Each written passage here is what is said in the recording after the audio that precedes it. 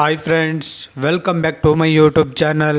ನೋಡಿ ಫ್ರೆಂಡ್ಸ್, ಇವತ್ತಿನ ವಿಡಿಯೋದಲ್ಲಿ ನಟಿ ಅಮೃತ ಅವರು ಅಭಿನಯಿಸಿರುವ ಕನ್ನಡ ಚಲನಚಿತ್ರಗಳ ಬಗ್ಗೆ ತಿಳಿಯೋಣ.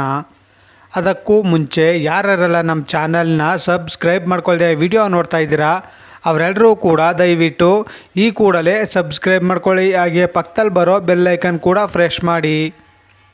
ವಿಡಿಯೋ ಇಷ್ಟ ಆದಲ್ಲಿ ಒಂದು ಲೈಕ್ ಮಾಡೋದಂತೂ ಮರಿಬೇಡಿ.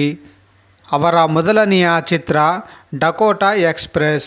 ಈ ಚಿತ್ರವು 2002ರಲ್ಲಿ ತೆರೆಕಂಡು ಸೂಪರ್ ಹಿಟ್ ಆಗಿತ್ತು. ಅವರ ಎರಡನೆಯ ಚಿತ್ರ ದೇವರು ವರವನ್ನು ಕೊಟ್ರೆ. ಈ ಚಿತ್ರವು 2002ರಲ್ಲಿ ತೆರೆಕಂಡು ಹಿಟ್ ಆಗಿತ್ತು. ಅವರ ಮೂರನೆಯ ಚಿತ್ರ ದಾಸ.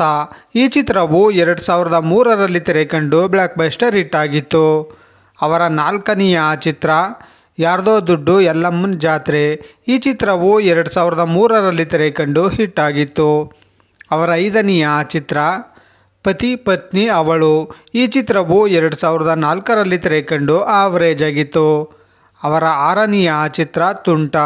ಈ ಚಿತ್ರವು 2005ರಲ್ಲಿ ತೆರೆಕಂಡು ಫ್ಲಾಪ್ ಆಗಿತ್ತು.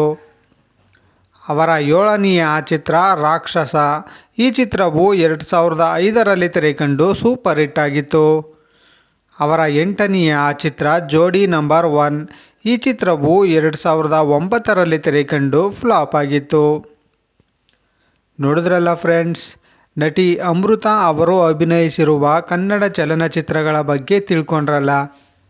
ಈ ವಿಡಿಯೋ ಇಷ್ಟ ಆದಲ್ಲಿ ಲೈಕ್ ಮಾಡಿ, ಶೇರ್ ಮಾಡಿ, ಕಮೆಂಟ್ ಮಾಡಿ.